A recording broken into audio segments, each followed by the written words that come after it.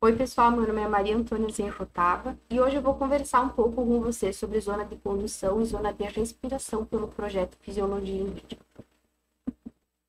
O ar que a gente respira, ele é conduzido do nariz até os alvéolos pelo sistema respiratório.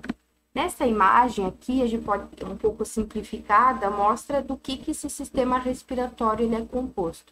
Ele é feito pelo trato respiratório superior, que é composto pela cavidade nasal, a boca, faringe e laringe, e o trato respiratório inferior, que consiste em traqueia, brônquios, as subdivisões dos brônquios e os pulmões. Vamos começar falando sobre a traqueia, que é um tubo semiflexível que possui cartilagem hialina. Cartilagem hialina aqui, formando anéis, ela tem a função de manter a traqueia aberta durante os movimentos de inspiração e expiração. A traqueia, ela se subdivide em brônquio principal direito e brônquio principal esquerdo. E o ponto importante aqui é a carina. Ela é um ponto anatômico que durante o exame da broncoscopia eu observo e identifico essa divisão entre os brônquios primários. E esses brônquios eles vão se subdividindo na zona de condução até bronquíolos terminais, que são as menores vias sem alvéolos. Agora vamos falar um pouquinho sobre o que é a zona de condução e a zona de respiração, envolvendo a geração das vias aéreas. A traqueia é a geração zero. Ela é o início da zona de condução do ar, que vai até a 16ª geração, nos bronquíolos terminais. Aqui eu não tenho um epitélio específico para troca gasosa, mas sim para a condução desse ar. O epitélio da zona condutora, ele filtra o ar, ele umidifica o ar e aquece, mas ele não há troca CO2 e O2. E a partir da 17ª geração em diante, eu tenho a presença de alvéolos nos bronquíolos respiratórios, nos sacos alveolares e nos ductos alveolares. Da 17ª até a 23ª geração, há troca gasosa, por isso que a gente chama de zona respiratória. Aqui é importante a gente observar que ocorre um aumento na área de seção transversal. No sistema condutor, que vai da divisão 0 até a 16ª, a gente tem um aumento da quantidade de estruturas em comparação à traqueia. A traqueia se subdivide em duas, e assim vai se subdividindo. O diâmetro, em compensação, diminui. Nos alvéolos, o diâmetro é bem pequenininho, já lá na zona de respiração. O diâmetro é pequeno, mas a quantidade ela é grande. A gente tem de 3 a 6 vezes 10 na 8 alvéolos. E se eu fizer essa multiplicação, a gente vai chegar numa área de seção transversal de 1 vezes 10 na 6 centímetros quadrados.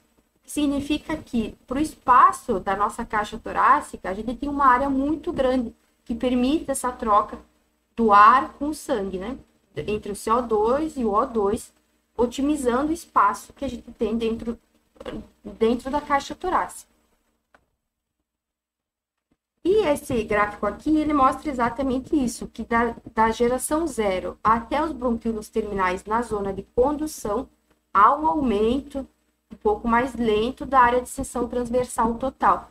E que a partir da presença de alvéolos, que acontece lá na 17ª geração, na zona do início da zona respiratória em diante, essa curva ela tem um comportamento exponencial, ou seja, eu tenho uma área que permite uma troca muito efetiva, uma quantidade bem grande de área para troca gasosa. E ocorre também a diminuição da velocidade do ar, que permite uma melhor difusão entre o O2 e o CO2. Aqui o epitélio respiratório, ele está presente na zona de condução. Ele é um nome um pouco resumido de epitélio pseudoestratificado, cilíndrico, ciliado, com células caliciformes. Agora, desmembrando um pouco esse nome. O epitélio, ele é pseudoestratificado, ele tem algumas camadas que parecem uma só. Ele tem os cílios e as células caliciformes. As células caliciformes, elas produzem um muco, que é uma substância que captura partículas que a gente inala. E os cílios, eles movimentam esse muco até a faringe. E na faringe, o muco pode ser expectorado ou ele pode ser deglutido. Também há a presença de músculo liso, que vai diminuir o espaço morto, um conceito que a gente vai falar daqui a pouco. Tá? Tecido conjuntivo também. Os bronquíolos, vai ocorrendo uma transição até chegar no epitélio do alvéolo. Os bronquíolos, eles vão diminuindo, as células não vão ser mais cilíndricas, vão passar para cuboides. Aos poucos, a gente perde as células caliciformes um pouco mais adiante. A gente perde elas antes do que se perde as células ciliares. Eu não posso produzir o muco e impedir ele de ser movimentado, né? Então, eu produzo ele, mas os cílios movem, até que eu não tenho mais o muco, mas eu tenho as células ciliares. E continua a presença do músculo, né, para diminuir o espaço morto, até chegar no alvéolo. Aqui, recordando um pouquinho, células caliciformes fazem a secreção do muco, que prende partículas inaladas. As células ciliares batem os cílios, movem o muco até a faringe, onde ele vai ser expectorado ou deglutido. Em tabagistas, ocorre um aumento do número de células caliciformes e uma diminuição no número de células ciliares. Pessoas que fumam, então elas produzem mais muco, que não é movimentado de uma forma muito efetiva e pode causar algum bloqueio, né, do ar. Aqui é importante notar que no epitélio respiratório ocorrem 3 funções que eu já comentei, que é a filtração, aquecimento e umidificação do ar. E a estrutura específica do alvéolo, né, lá na parte em que o epitélio tem que ser bem fino, porque possibilita a difusão do CO2 e do O2, o pneumócito tipo 1 vai compor a barreira hematoaérea. O pneumócito tipo 1 é uma célula simples pavimentosa, né? Constitui essa barreira que possibilita a troca entre o O2 e o CO2 entre o alvéolo e o capilar sanguíneo. A barreira hematoaérea, que nem eu coloquei aqui, ela é composta pela célula do pneumócito tipo 1, a lâmina basal dele fusionada com a lâmina basal do capilar e a própria célula endotelial do capilar. A imagem mostra isso aqui. Em azul, a gente tem a lâmina basal do alvéolo, ou seja, em cima da lâmina basal eu tenho o pneumócito tipo 1 em roxo. E depois eu tenho a lâmina basal do capilar, aqui a própria célula endotelial e a hemácia. Vai capturar esse O2 e vai liberar o CO2. Aqui também no alvéolo eu tenho pneumócitos tipo 2, que produzem o surfactante pulmonar, que diminui a tensão superficial no alvéolo, e vai ser discutido um pouco mais adiante, essa função importante. Vai ser discutida pelos meus colegas um pouco mais adiante.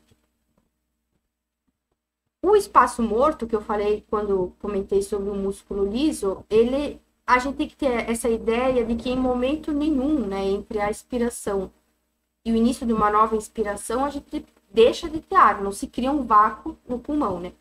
O espaço morto, ele é o volume das vias aéreas e dos pulmões que não participa das trocas gasosas. O ar, ele fica armazenado nas vias aéreas condutoras. As vias aéreas condutoras, então, são espaço morto anatômico, que não contém alvéolos, não participam ativamente da troca gasosa, não participam da troca gasosa. Elas têm um volume de 150 ml. Elas simplesmente conduzem o ar. E o espaço morto fisiológico é a soma entre esse espaço morto anatômico, que não participa da troca de gases, e o espaço morto funcional nos alvéolos.